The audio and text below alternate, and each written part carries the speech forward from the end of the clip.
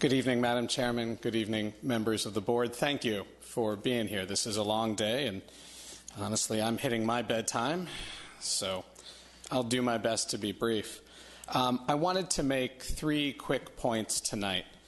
First off, I want to acknowledge, as President Wandong did, what the chairman said at the start of our hearing, which is that the county is committed to a defined benefit pension as the best fiscally responsible way to recruit and retain a quality workforce. Thank you for that. That's important to note. Second, I'd like to review, because it's been a long night and a longer day for you all, a little bit of what we've heard tonight. We have heard so far from current employees who asked you to vote no because they know that a 2-tier workforce is going to be detrimental in so many different ways. You've heard just recently from future employees who've asked you to vote no because, to be quite blunt, they don't know that they're going to want to work here under that system. You've also heard from millennials, and with all due respect to the earlier speaker talking about his children, millennials want a secure retirement just as every single generation wants a secure retirement. You'll also hear from community members, those who've been able to stay, who ask you to vote no because they moved here. They stay here because of the amazing educators, firefighters, police officers, park staff, librarians, so on and so forth. And I know that's why my family moved here. It's why my family stayed here. It's why I'm a proud taxpayer here. And I even go to restaurants and pay the meals tax. And I still tip very well. Not in Fairfax. In Vienna and in Fairfax. But you would have if we had one. You've also heard from the perennial anti-tax crowd, and I appreciate Arthur Purvis's kind words. We did agree to have coffee and try to hash out some differences.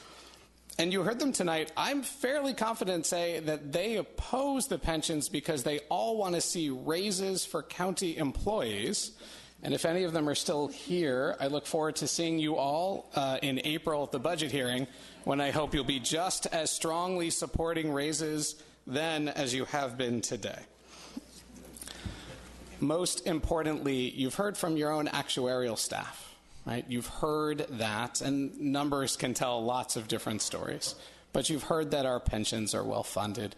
There are different arguments about where they're going to go and what timelines, but there is no crisis here. You know that the county is well funded thanks to the work that County Executive Hill and his predecessors have done, that you have all done, that we have done. The county is on strong financial footing. Simply put, there is no reason to make these changes. The third and last point I'd like to make is, to be totally honest, I am frustrated. I think you are all frustrated too. One of the reasons I'm frustrated is that we have been having this conversation for nearly 2 years.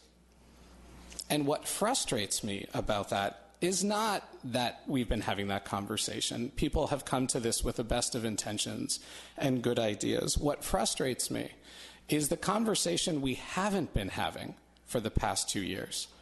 There's a lot that we need to do in this county.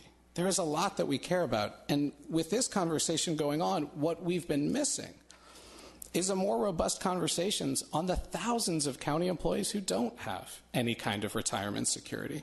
What we've been missing out on is how we improve the health of our employees and reduce costs. What we've been missing out on is a more robust conversation on affordable housing for employees and for everyone in the community, and that's only getting worse as Amazon comes into Northern Virginia. What we've been missing out on is a conversation to more fully support workers in addressing the opioid crisis and the mental health crisis. What we've been missing out on is a more robust conversation on how we reduce our carbon footprint, and on and on and on, how we address meaningful criminal justice reform. We've had good strides in these, but there is so much more we need to do. I look forward to ending this conversation, voting no on these changes, and getting back to making this county the best possible place to live, work, and raise a family in. Thank you very much. Thank you very much, David.